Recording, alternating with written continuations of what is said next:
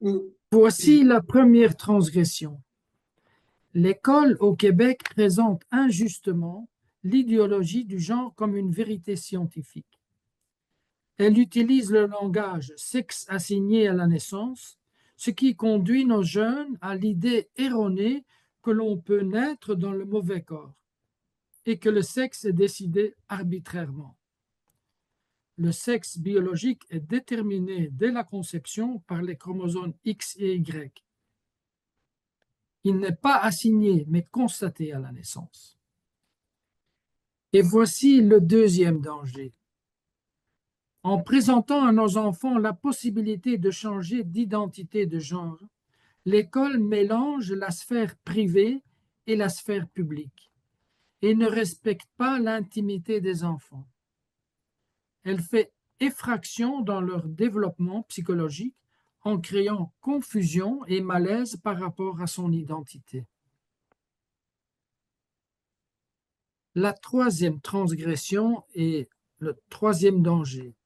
Il est irresponsable que des adultes, des professionnels de la santé affirment les pensées ou ressentis de mineurs en plein développement intellectuel et psychologique en leur proposant une transition médicale qui nuit à leur corps sain et qui aura des conséquences néfastes, allant jusqu'à la stérilisation pour le reste de leur vie. Le quatrième danger, l'idéologie du genre fait voir le corps comme un objet qu'on peut construire ou déconstruire à sa guise. Dans cette vision, le corps est vécu séparé de l'esprit et la sexualité séparée de l'amour. Dans cette vision, chacune se trouve finalement plus seule, plus vulnérable. La cinquième transgression de l'école est celle-ci.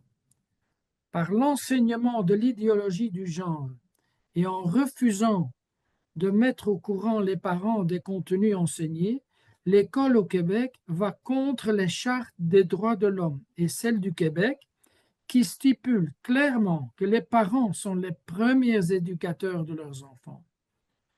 Ce rejet de l'autorité parentale relève de méthodes propres à des systèmes idéologiques totalitaires. On arrive au sixième danger.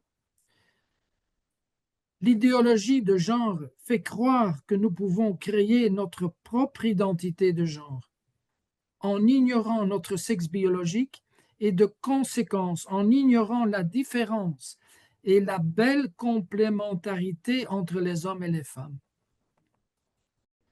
Nous trouvons important que l'école enseigne le respect pour chaque personne, mais l'école commet une grave erreur morale, sociale et civilisationnelle en omettant de mettre en valeur la beauté et l'importance de la famille composée d'un père et d'une mère.